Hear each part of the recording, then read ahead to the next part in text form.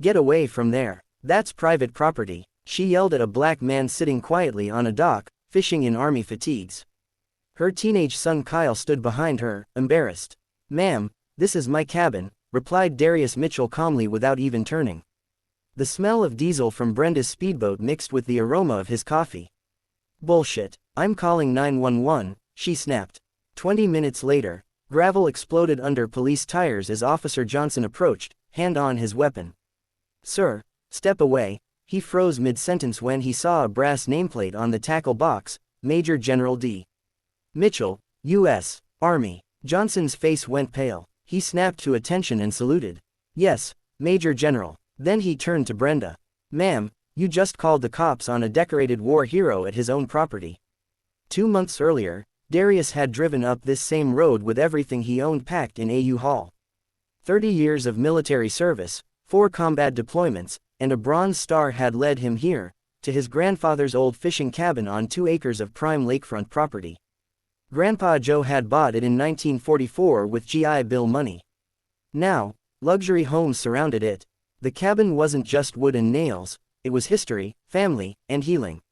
Sarah, his wife, had died 2 years ago, leaving him hollow. With no kids and no close family, this cabin was all he had left. The first week was perfect, repairing the dock, painting the cabin the same forest green Grandpa chose decades ago. Then Brenda appeared on his porch, looking like a real estate brochure, perfect blonde bob, designer lake clothes, and a sharp smile. Kyle followed behind, uncomfortable. "Welcome to the neighborhood," she said sweetly. "I'm Brenda Whitmore, WA President. We need to discuss some concerns." She handed him a notice. "Unauthorized structural modifications minus $500 daily fine for dock repairs and exterior painting without prior approval." "Ma'am, this property is grandfathered. Been in my family since 1944. Her smile hardened. "That old grandfathering thing doesn't really apply anymore. We've modernized community standards. Can't have people doing whatever they want. The fine starts immediately. Of course, if this isn't the right community for you, I have clients looking for prime lakefront properties." "I'll be keeping the cabin, ma'am," Darius said calmly. That evening, Darius sat on his dock watching the sunset paint the water gold. He knew this wasn't about paint or docks. It was about power and control. The harassment began. Violation notices, noise complaints. Brenda even called a county inspector, who admitted the repairs were basic maintenance and nothing illegal. Still, she wouldn't stop. Soon, she posted on Facebook, "Safety alert. Newcomer shows aggressive behavior toward community leadership." Darius wasn't surprised. He'd seen this kind of tactic before, pressure and intimidation until the target gives up. From neighbor Martha, he learned Brenda had done this to others, forcing families to sell cheap so developers could profit.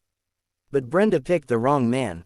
Darius filed legal requests, installed cameras, and began investigating. Then Kyle came to him, voice shaking. "She's using my college fund for some development deal. She keeps saying once these properties are cleared, we'll be rich." That was the motive. Brenda wasn't just a difficult neighbor, she was running a scheme with developers. When Kyle later brought a secret recording of Brenda planning to make life unbearable until he sells, everything changed. They now had proof of a criminal conspiracy. Darius rallied the community, contacted federal investigators, and worked with displaced families. Brenda fought back, harder, false police reports, bribery attempts, even hiring men to plant stolen goods in Darius's shed to frame him. But his cameras caught everything. Her plan collapsed. When federal marshals finally arrived, Brenda was arrested on charges of fraud, conspiracy, and housing discrimination. 6 months later, peace returned to Clearwater Lake. Brenda was serving 8 years in prison plus millions in restitution. Kyle got his college fund back through the court and had been accepted to West Point.